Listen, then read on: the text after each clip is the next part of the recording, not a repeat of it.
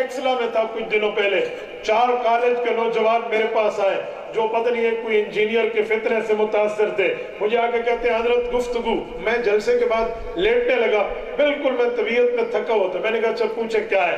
کہتے ہیں حضرت امام بخاری رحمت اللہ علیہ کی باتیں امام ابو حنیفہ کیوں نہیں مانتے تھے؟ امام بخاری کے پاس تو حدیثیں تھی اور امام حنیفہ رحمت اللہ علیہ ان کی بات مان لیتے۔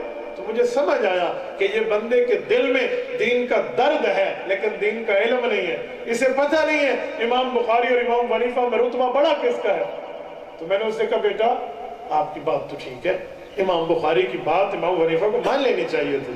کہتے ہیں ہاں نا، پہلا مولوی ملا ہے جو بات حق کر رہا ہے۔ میں نے کہا واقعی امام حنیفہ کو ماننی چاہیے تھی کہ بخاری صاحب آپ ٹھیک کہہ رہے ہیں۔ تو کہتے ہیں پھر کیوں نہیں مانی؟ میں نے کہا اسی لیے کہ تیرا دماغ خراب ہے۔ اب وہ مجھے دیکھنے لگا بھئی یہ کیا ہے؟ میں نے کہا اسی لیے کہ تجھے پتہ نہیں ہے کہ کون کب پیدا ہوا اور کب فوت ہوا۔ اور چاچے امام ابو حنیفہ فوت ہوئے سن 150 ہجری ہے، پورے 44 سال بعد 194 ہجری میں امام بخاری پیدا ہوئے۔ وہ امام بخاری کی پیدائش سے آدھی صدی پہلے ابو حنیفہ دنیا سے چلے گئے۔ تجھے پتہ ہے امام ابو حنیفہ کون ہے؟ اچھا اتنا پہلے؟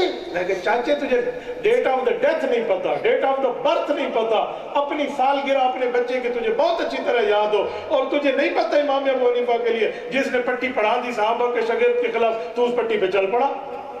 اور سن امام ابو حنیفہ کب پیدا ہوئے ہیں؟ اس بارے میں 3 قول ہیں، سن 80 سن 70 سن 60 ہجری کا۔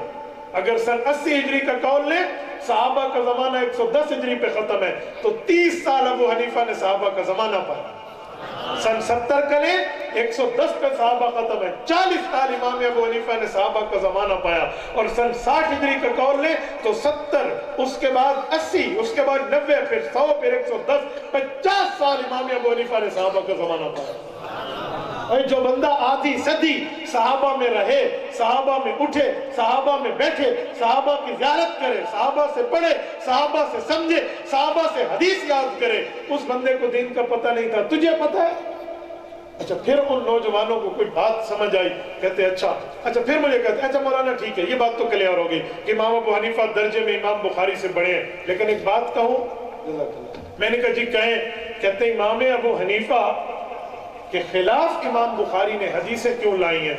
میں نے کہا یہ بھی جھوٹ ہے، کوئی ایک حدیث مجھے دکھا جو امام حنیفہ کے خلاف ہو، جو دکھا دے میں تیری بات مانوں گا۔ بعض اوقات خلاف ہوتی نہیں ہے، تجھے نظر آتی ہے۔ کوئی کہ مولانا نے ٹوپی پہنی ہے، مفتی عبدالواحد قریشی نے پگڑی پہنی ہے لہٰذا ان کا اختلاف، آپ مان لو گے؟ ہم کہیں گے پیغمبر سے سر ڈھانکنا ثابت ہے، وہ ٹوپی سے ڈھانپے تھے پگڑی سے ڈھانپے، ہو گیا تو اختلاف نہیں ہے۔ تو امام بخاری رحمہ اللہ کی حدیثیں ایسی جو تجھے سمجھ نہ آئے تو اہل علم کے پاس آ کر حل کرا لے، تجھے کس نے کہا اختلاف ہے؟ کوئی 1-2 بات پیش کر۔ سن